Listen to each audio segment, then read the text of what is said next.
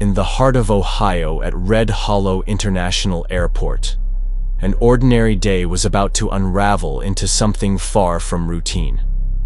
Nestled amidst the monotonous announcements and the incessant screech of suitcase wheels, a tense drama was quietly setting the stage. There, Major Thatcher Malin, a seasoned airport security officer, and his partner Bishop, a Belgian Malinois with a nose for the extraordinary, stood watch. This day, however, the air carried a whisper of unease that even Bishop could sense. As they patrolled near the terminal's bustling cafes and shops, Bishop's attention was suddenly arrested. A tall, blonde woman, heavily pregnant and balancing 2 paper bags, moved through the crowd with an unsettling calm. Her oversized sunglasses and practical flats did little to conceal the sharp tension that seemed to emanate from her very presence. Bishop, with his hackles raised and muscles tensed, growled. A sound more of warning than aggression. A rare display from an animal trained to be as discerning as any human officer. Malin's trained eyes moved from the dog to the mysterious woman, his mind racing to decode the puzzle before him. What could possibly link this seemingly ordinary traveler to the palpable sense of danger that Bishop detected? Was it something about her slow, deliberate pace, or the way her eyes, hidden behind dark lenses, seemed to scan her surroundings with military precision? Stick around as we uncover the secrets hiding in plain sight, and witness how a regular morning at an airport turns into a scene straight out of a thriller. Don't forget to hit that like and subscribe button if you're intrigued. And let us know in the comments what you think might be unfolding, or if you've ever encountered anything this mysterious.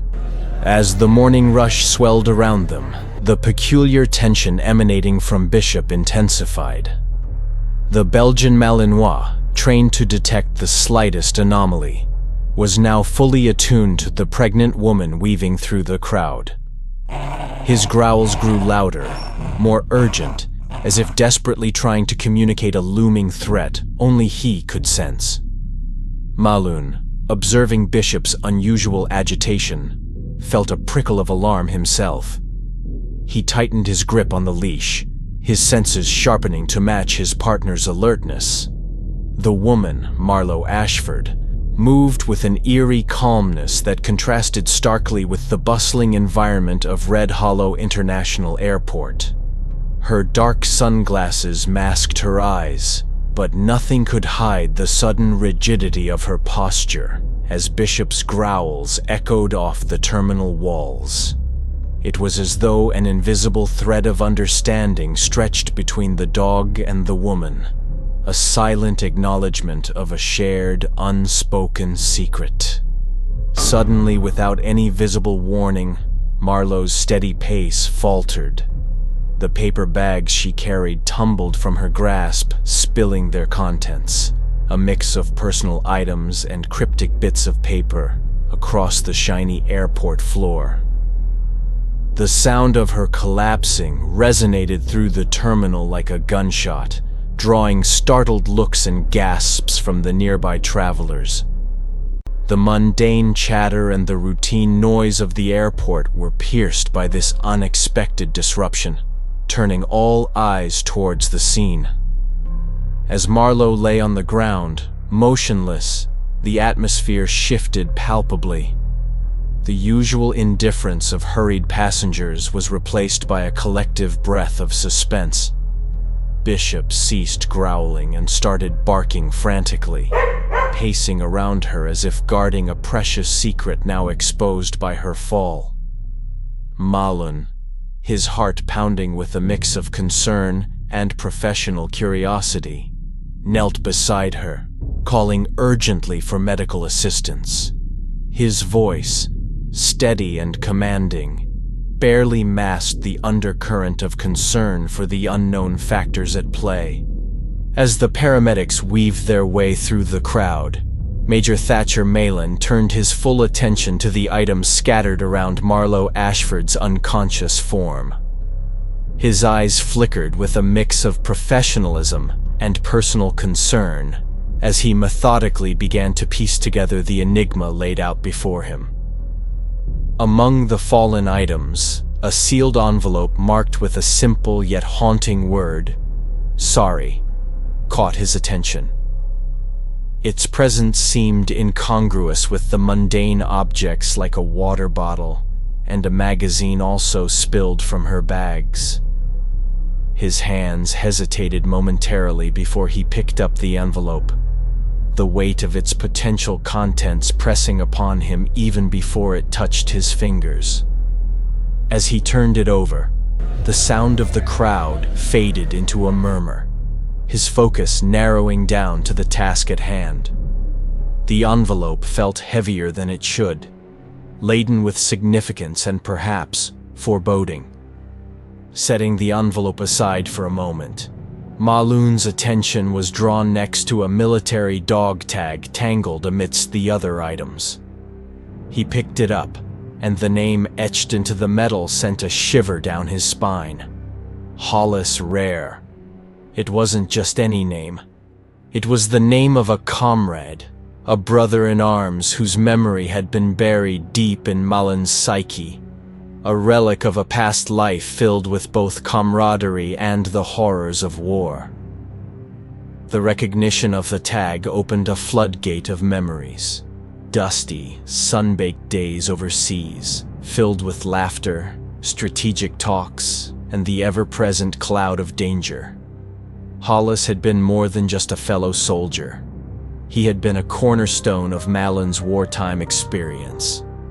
The sudden reappearance of his name here, now on a tag clutched in the hand of a mysteriously collapsed woman at an Ohio airport, was a puzzle that Malin knew he had to solve. This was no coincidence, and as the sirens of the ambulance grew louder, Malun's resolve deepened. He needed answers, and something told him that all the clues he needed were right here.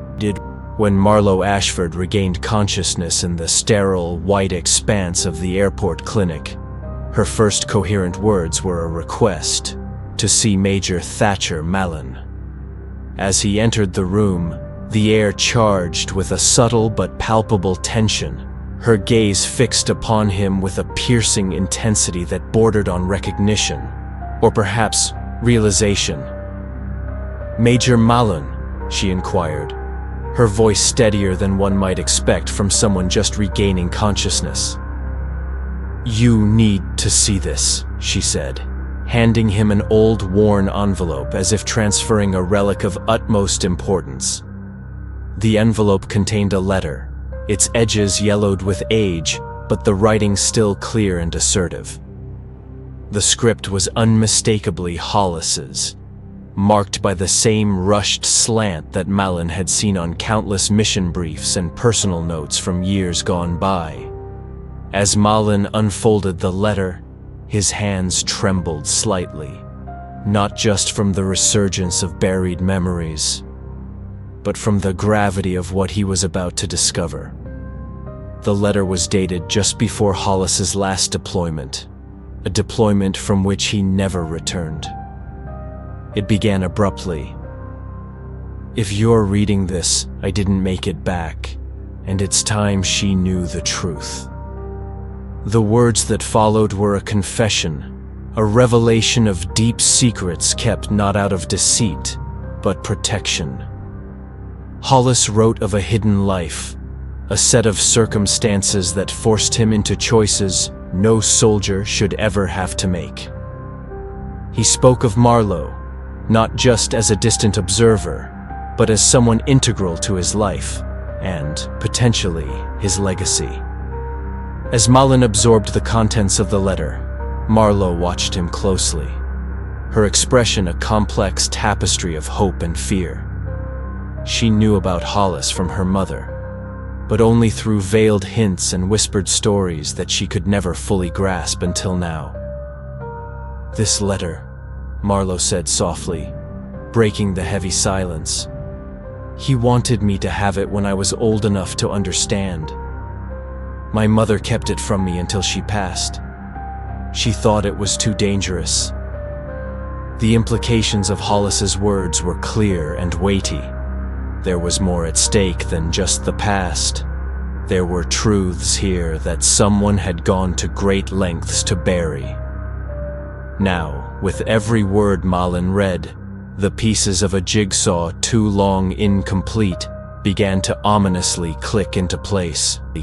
As Marlowe regained some of her strength in the dimly lit airport clinic, her story began to unfold, each word laced with a mixture of fear and urgency. "It started a few months ago," she began, her voice faltering slightly as she recounted the incidents. "I noticed strange cars parked outside my house at odd hours, unfamiliar faces trailing me during my daily routines. It wasn't just a feeling of being watched. It was knowing someone was always there, lurking, waiting." Her hands trembled as she spoke, the memory of her ordeal visibly shaking her. "One evening," she continued, "someone broke into my apartment. Nothing was stolen, but my personal files were all tampered with. It was clear they weren't ordinary thieves. They were looking for something specific." Marlowe's gaze met Maloon's, her eyes seeking some semblance of understanding or reassurance. "I think they were looking for this letter," she concluded, nodding towards the crumpled envelope that Malin still clutched. Maloon, his mind racing, pieced together the chilling implications. The connection between Marlowe and Hollis was no mere coincidence. "Marlowe," he said slowly, "do you believe that Hollis could be your father?" The question hung in the air, heavy with the weight of unspoken possibilities. Marlowe's reaction was a mixture of shock and realization. "I've always suspected my father was involved in something much bigger than what my mother would tell me," she admitted. "And after reading Hollis's letter, everything started to make sense. The secrecy, the sudden moves during my childhood, and why now I might be a target." As they spoke, Maloon felt a protective urgency build within him. He knew that whatever Hollis had been involved in, it was big enough to still pose a threat, years after his disappearance. The realization dawned on him that Marlowe, possibly Hollis's daughter, was now in danger because of the secrets he had tried to bury. "We need to keep you safe," Maloon asserted, his tone firm. "Whoever is after this information might still be watching, and now that they know you're aware of the truth, you're in even more danger." The room fell silent as the gravity of the situation settled in. Marlowe looked towards the door nervously, as if expecting someone to burst in at any moment. Maloon noticed her anxiety and moved to reassure her. "We'll figure this out," he promised, his voice a blend of resolve and reassurance. "I have contacts who can help us understand more, and if Hollis trusted me enough to mention me in his letter, then I will do whatever it takes to honor that trust." Determined, Maloon pulled out his phone to make some calls, arranging for additional security and reaching out to old allies who could shed light on Hollis's past operations. As he dialed, his mind was alight with tactical considerations, knowing that every moment they spent in the open, discussing these revelations, increased their risk of being overheard, or worse, attacked. The tension in the air was palpable, each passing second stretching into eternity as they awaited the next move in a deadly game of shadows and secrets. With the gravity of their situation settling heavily upon them, Malin and Marlowe devised a plan to confront the shadowy figures tracking her. As they sifted through Hollis's past and Marlowe's recent encounters, patterns began to emerge, indicating a much larger conspiracy than either had anticipated. The pair decided to lure the pursuers into a controlled environment where they could better manage the confrontation on their terms.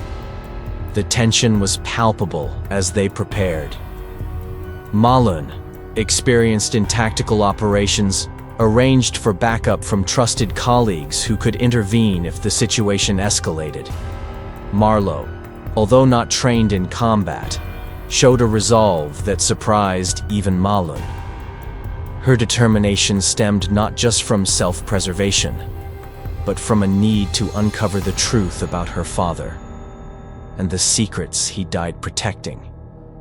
As night fell, they positioned themselves in an abandoned warehouse Malun had secured for the meeting. The building, with its labyrinth of containers and shadowy alcoves, provided the perfect arena for such a confrontation. Each sound echoed ominously through the vast space, ramping up the tension as they waited.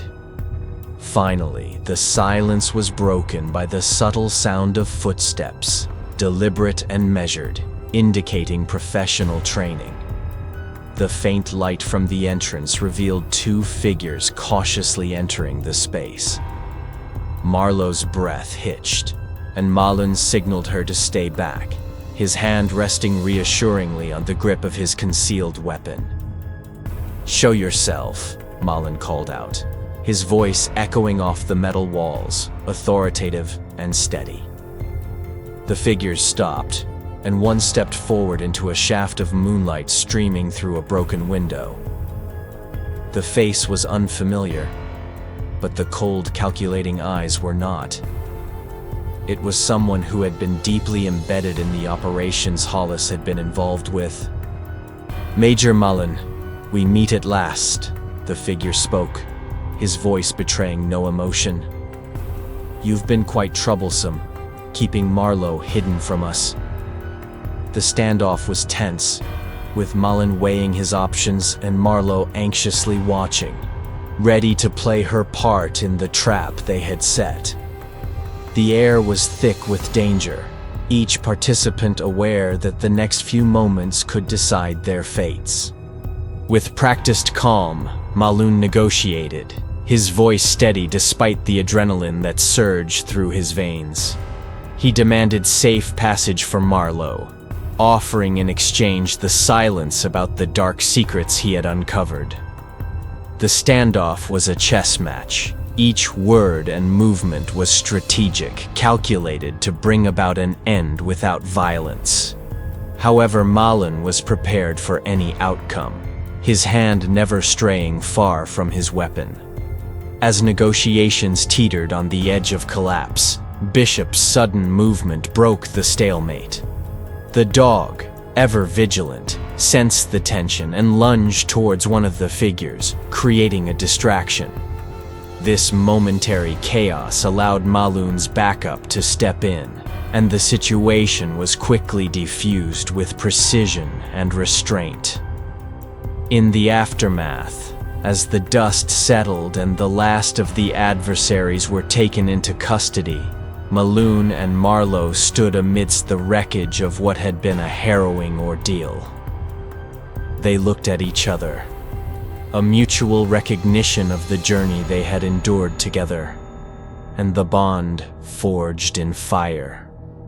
Together, they had faced down the ghosts of the past, securing a future where the truth no longer threatened to overturn their lives. As they walked away from the warehouse, the early morning light began to seep through the industrial skyline, casting long shadows, but also illuminating the path forward. Marlowe, once burdened by unanswered questions about her heritage and hunted by shadows, now walked beside Malun, free from the weight of her father's secrets. The story of Marlowe and Malun is a testament to the strength found in facing the truth, no matter how dark or complicated. It teaches us that understanding our past, confronting our fears, and fighting for our rightful peace are battles worth enduring.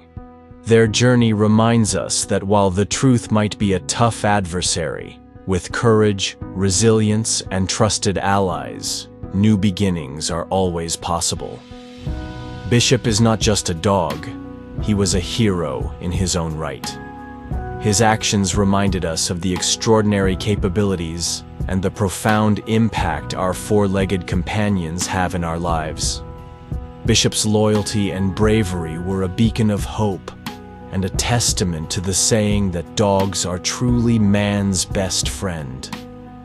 This story of resilience, truth, and the unbreakable spirit of both human and animal serves as a powerful reminder of the courage required to confront the darkness and emerge victorious. Marlowe and Malin, aided by Bishop, have shown us that with determination and the right support, anyone can overcome the shadows of their past. As we close this chapter of their journey, we invite you to stay connected with us for more inspiring stories of courage and redemption. Don't forget to like, subscribe, and click the notification bell so you never miss out on the tales of heroism and heart that continue to unfold. Follow our channel and be part of a community that celebrates the triumph of the human and canine spirit, together facing whatever challenges may come with bravery and hope.